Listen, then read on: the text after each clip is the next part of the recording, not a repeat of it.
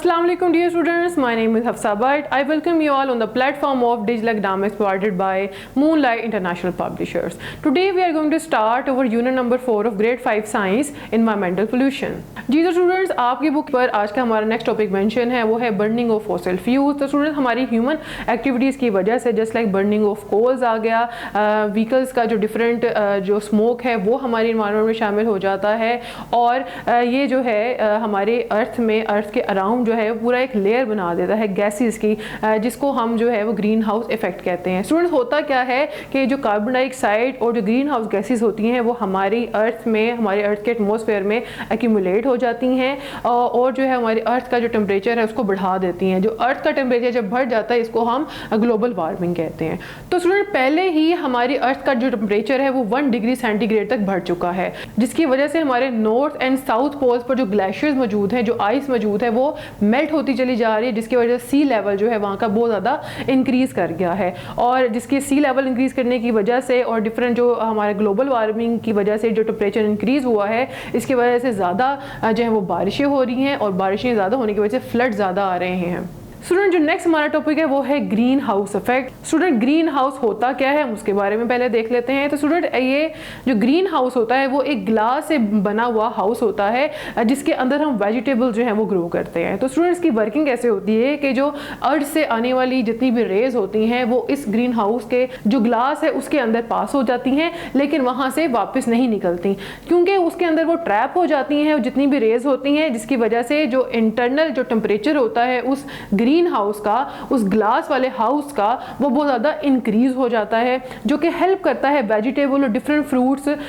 की ग्रोथ के लिए in the specially in the winter season. तो स्टूडेंट इसी इफेक्ट को अगर हम अपने इन्वायरमेंट में अप्लाई करेंगे तो हमारी ह्यूमन एक्टिविटीज़ की वजह से जितनी भी गैसेज जो हैं वो हमारे इन्वायरमेंट में ऐड अप हो जाती हैं। जब इन गैसेस की अमाउंट बहुत ज़्यादा हो जाती है तो ये क्या करती हैं, ये गैसेस हमारी पूरी अर्थ के अराउंड पे एक ब्लैंकेट बना लेती हैं। ये ब्लैंकेट जो होता है हमारी पूरी अर्थ के अराउंड, ये उस ग्लास का काम करता है जो कि ग्रीन हाउस का ग्लास करता है। ये ब्लैंकेट जो है सन से आने वाली जितनी भी रेज होती हैं उसको अर्थ के एटमॉस्फेयर में क्या कर लेती हैं, ट्रैप कर लेती हैं। जब वो वहाँ पे जितनी भी रेडिएशंस होती हैं सन से आई हुई वो वहाँ पे ट्रैप हो जाती हैं, उसकी वजह से अर्थ का टेम्परेचर जो होता है वो इंक्रीज करता चला जाता है। तो इसको हम ग्रीन हाउस इफेक्ट कहते हैं और जो अर्थ का टेम्परेचर इंक्रीज हो रहा है इसको हम ग्लोबल वार्मिंग कहते हैं। तो students carbon dioxide, methane, nitrous oxide, ozone and water vapour जो हैं वो ग्रीन हाउस गैसेस कहलाती हैं। स्टूडेंट नेक्स्ट जो हमारा टॉपिक है वो है biodegradable and non biodegradable substances. तो स्टूडेंट्स याद रखिएगा कि वो सब्सटेंसेस जो कि इजीली हमारे नेचुरल एनवायरनमेंट से नेचुरल जो इफेक्ट्स हैं like abiotic factor like water, air, soil and micro organisms के थ्रू स्मॉल पार्टिकल्स में डिकम्पोज हो जाते हैं, ब्रेक डाउन हो जाते हैं, उन्हें हम बायोडिग्रेडेबल सब्सटेंसेस कहते हैं। Just like peel of fruit हमारे पास आ गया, इसके अलावा जो है प्लांट एंड एनिमल्स के रेजिड्यूज आ जाते हैं, एनिमल्स के जो डंग होता है और प्लांट्स एंड एनिमल्स के जितने भी वेस्ट होता है ये सब जो हैं ये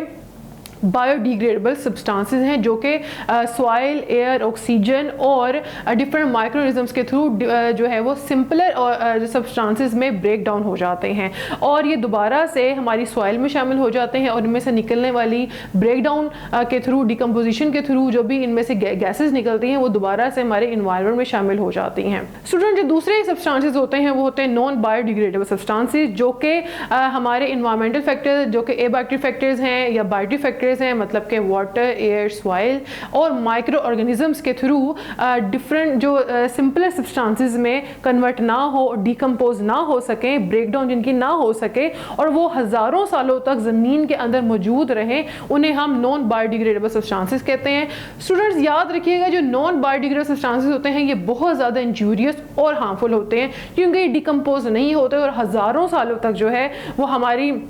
अर्थ में मौजूद रहते हैं और डिफरेंट तरह के जो है वो प्रॉब्लम्स जो है वो ह्यूमन लाइफ के लिए और एक्वेटिक लाइफ के लिए और जितने भी लिविंग ऑर्गेनिजम्स हैं उनके लिए बहुत ज़्यादा प्रॉब्लम कॉज करते हैं। जस्ट लाइक इसमें प्लास्टिक आ गया, टिन आ गया, ये सारी जो हैं ये हमारे पास जैसे ग्लास है ये नॉन बायोडिग्रेडेबल सब्सटेंसेस हैं।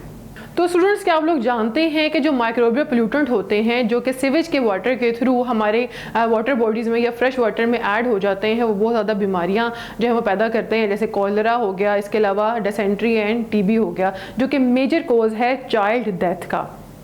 तो स्टूडेंट्स, आपके टीचर्स के लिए जो है एक एक्टिविटी है, आप लोगों ने आपके टीचर्स के साथ मिलके एक ग्रीन हाउस इफेक्ट का या ग्रीन हाउस जो है उसका एक मॉडल तैयार करना है, और टीचर्स आप लोग जो है उसके इफेक्ट को, उस मॉडल को डिमॉन्स्ट्रेट करेंगे क्लास में कि ग्रीन हाउस इफेक्ट क्या होता है और वो किस तरह से हमारी इन्वायरमेंट को भी इफेक्ट कर रहा है। तो स्टूडेंट्स, उम्मीद करती हूँ कि आज के लेक्चर में आपने बहुत कुछ सीखा होगा। इंशाल्लाह जो नेक्स्ट टॉपिक्स हैं वो हम नेक्स्ट वीडियो में कवर करेंगे। तब तक के लिए अल्लाह हाफिज़।